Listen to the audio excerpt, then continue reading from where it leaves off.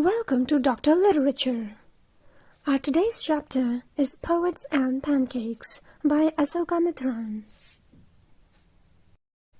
This chapter is an extract taken from the book My Years with Boss, written by Asoka Mitran.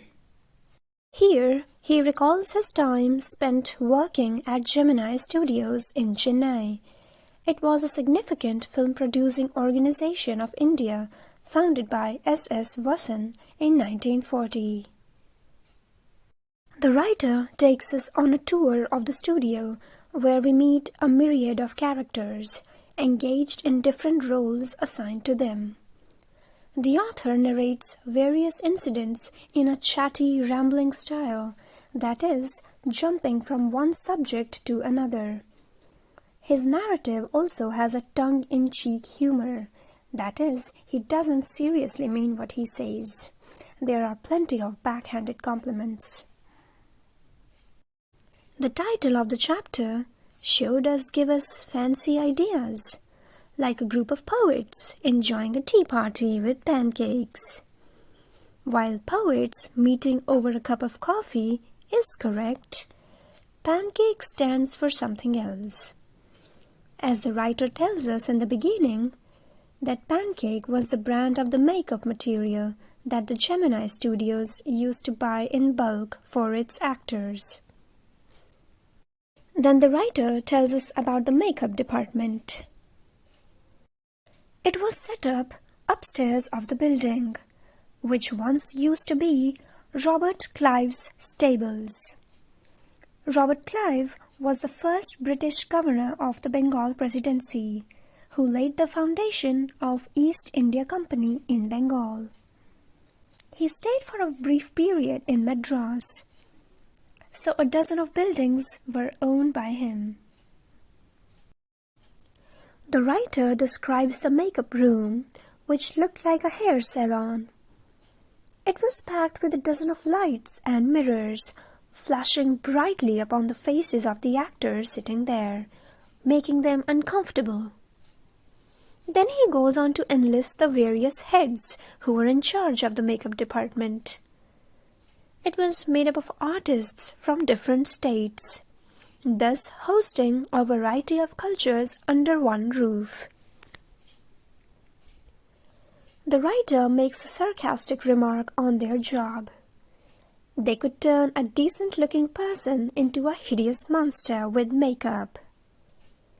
Back in those days, most of the film shooting was done indoors and barely 5% outdoors. There was a hierarchy in the makeup department. The chief makeup man did the makeup of the main actors and actresses. His senior assistant had the job of tending to the second hero and heroine, followed by the junior assistant whose job was to ready the main comedian for screen. The crowd were taken care of by the office boy, who used to mix the paint in a giant vessel and slap it on the faces of the crowd players. The office boy was, in fact, a man in his early 40s, who had joined the studio hoping to become an actor or a screenwriter. He was quite poetic. Then the writer gives brief information about himself. He worked in a cubicle. His job was to cut out newspaper clippings on various subjects and store them in files. Other employees who saw him sitting all day in his desk and tearing out newspapers thought that he was doing nothing. Probably that's what the boss also thought. So other people would barge into his cubicle and assign him random tasks. The office boy had almost made it a habit to drop by the author's cubicle and rant about another employee named Kotamangalam Subbu. The office boy would complain to the author how his intellectual literary talent was being wasted by being assigned the job of a barber. He blames Subbu for this neglect. Kotamangalam Subbu was a versatile employee. In the hierarchy of the studio, Subbu was number 2. When he began his career, there were no significant film companies, nor did he have a formal education, in which case he was less educated than the office boy. But because he was a Brahmin, he had good connections. He was always cheerful, despite having a flop film to his credit. He was an expert in assigning tasks to other members of the studio. He was loyal to the boss and used his creativity to get what his boss wanted. The writer tells us that Subbu had a natural talent for the film industry. He could cook up multiple scenarios to suit the script. Due to his quick wit, he made the filmmaking process easy for the director. He was also a poet, but his poetic genius was overshadowed by his successful career in films. He wrote several original poems as well as a novel, Thillana Mohanambal. He was also a brilliant actor, and though he never played the lead role, his acting would outshine the main cast. Subbu was also fond of hosting people at his residence, without caring that he was feeding and supporting so many people. And despite this generosity, he still had enemies. The writer explains that this could be because of Subbu's overly nice behavior, which made him look like a sycophant. That is, someone who flatters others to gain favor. Subbu was always hanging around the boss, but officially his name was enlisted under the story department.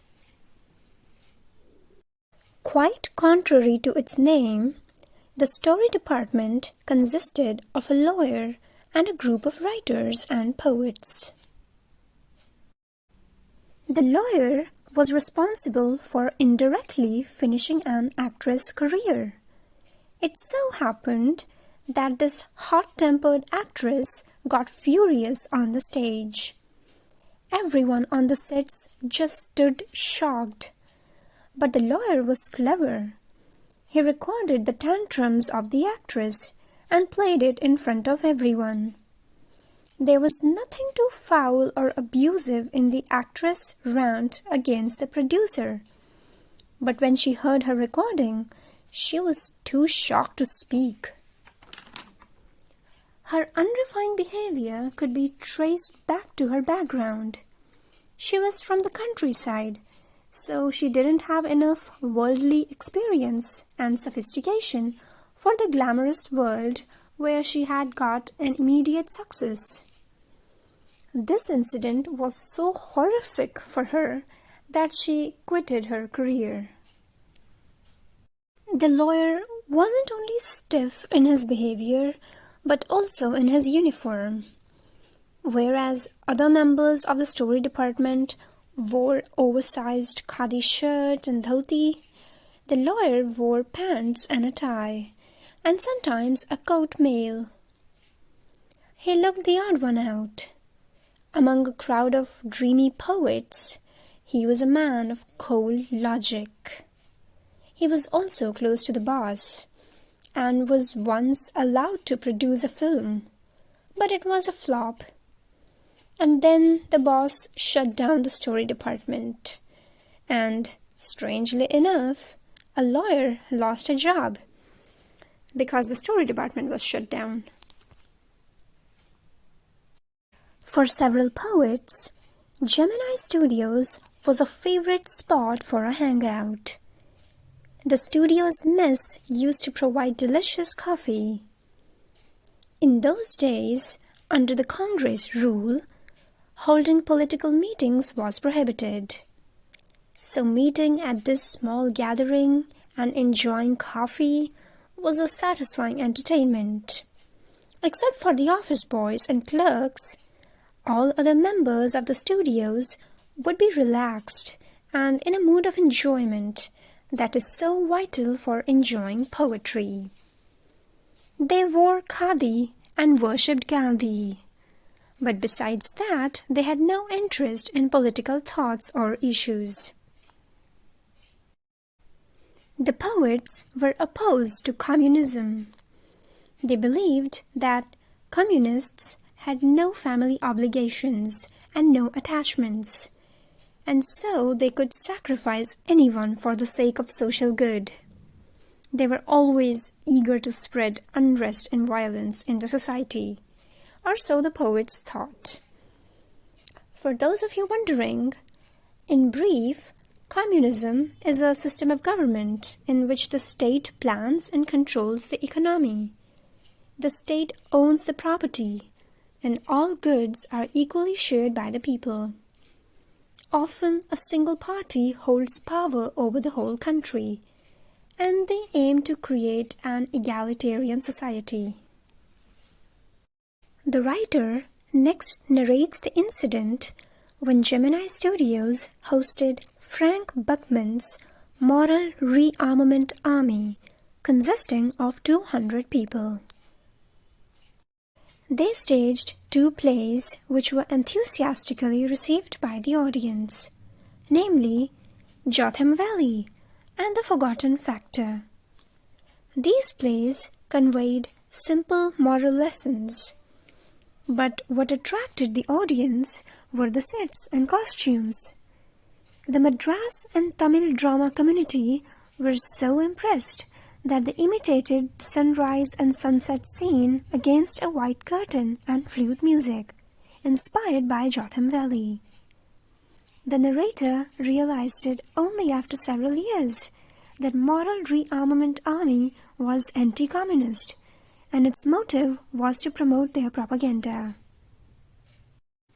A few months later, the Gemini Studios prepared to host another foreign visitor. This time, it was a poet and editor from England. The boss seemed to have some sort of affiliation with him. When the poet arrived, the boss delivered a speech in his honor, and also sputtered some words like freedom and democracy. The poet's speech left the audience confused.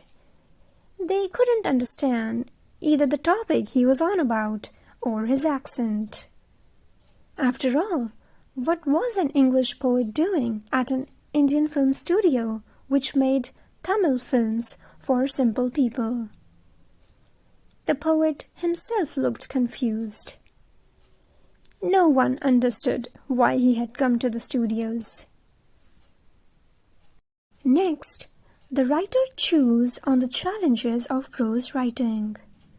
He believes that prose writing requires a lot of patience, persistence, and effort. Even rejections by the publishers or editors do not discourage a prose writer. He starts afresh. He makes a new copy of the prose piece and sends it to another editor until it gets accepted. The narrator was into prose writing. He came across a short story contest organized by a British periodical named The Encounter. When he went to the British Council Library to search more about the periodical, he found out that its editor was the very English man who had visited the Gemini Studios. This poet was Stephen Spender. The writer felt a sudden connection with this man, as if he was his long-lost brother. Towards the end of the chapter, the narrator recalls his time when he had quitted the Gemini Studios. He wouldn't have enough money, but would still be thrilled to buy books at a less price. One day, he saw a pile of brand new books being sold for 50 paise each. They looked elegant and were marketed as special low-priced student edition in connection with the 50th anniversary of the Russian Revolution. The narrator purchased the book, namely, The God That Failed. It contained 6 essays by eminent writers expressing their disappointment with communism. One of the essayists was Stephen Spender. Now, you might be wondering how all of this connects, so I'll break it down for you. Stephen Spender was an enthusiastic communist. He had high hopes that communism might finally remove social injustices and bring equality to all. Many communists had hoped so. The boss of the Gemini Studios, S.S. Wasson, had hoped that too. So the connection between Spender and Sasson becomes clear to the narrator. He now understands that their boss had invited Spender not because of his poetry, but because he shared his communist ideology. That sums up our discussion on Poets and Pancakes. I hope you found the video useful. Please subscribe.